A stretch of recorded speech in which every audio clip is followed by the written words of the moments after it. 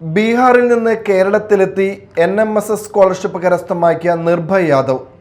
ഐരാണിക്കുളം സ്കൂളിലെ വിദ്യാർത്ഥിയായ നിർഭയ് യാദവാണ് സ്കൂളിനും നാടിനും അഭിമാനമായി മാറിയത്.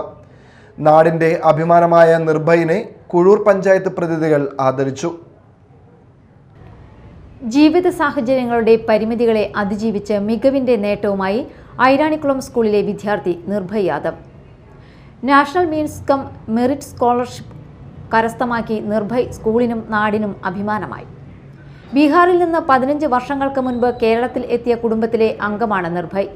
കൂലിപ്പണിയിലൂടെ ജീവിതം മുന്നോട്ട് കൊണ്ടുപോകുന്ന പിതാവ് അരവിന്ദ് യാദവും അമ്മ രജിത ദേവിയും ഏറെ കഷ്ടപ്പാടുകൾ സഹിച്ചാണ് മകന്റെ പഠനത്തിന് പിന്തുണ നൽകിയിരിക്കുന്നത്.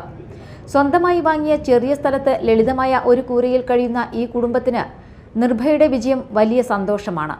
സഹോദരൻ അഭയ് യാദവും പഠനത്തിൽ പിന്തുണയുമായി കൂടെയുണ്ട്. പരിമിതമായ സാഹചര്യങ്ങൾക്കിടയിലും ആത്മവിശ്വാസവും സ്ഥിരതയുമാണ് നിർഭയെ ഈ നേട്ടത്തിൽ എത്തിച്ചതെന്ന് അധ്യാപകരും നാട്ടുകാരും പറയുന്നു.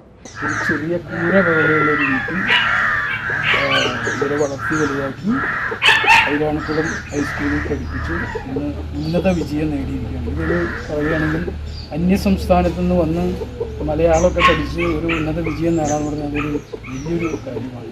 അതായത് അവയെ പ്രത്യേകം ഞങ്ങൾ കുഴൂർ ഗ്രാമപഞ്ചായത്തിൻ്റെ പേരിലും ഈ വാർഡിലെ നാട്ടുകാരുടെ പേരിലും അഭിനന്ദിക്കുവാൻ അവസരം നൽകിയിരിക്കുകയാണ്.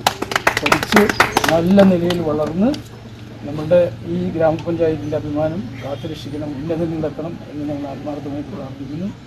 വിദ്യാർത്ഥിയുടെ മികവ് പരിഗണിച്ച് കുഴൂർ പഞ്ചായത്തിന്റെ നേതൃത്വത്തിൽ ആദരവും സംഘടിപ്പിച്ചു.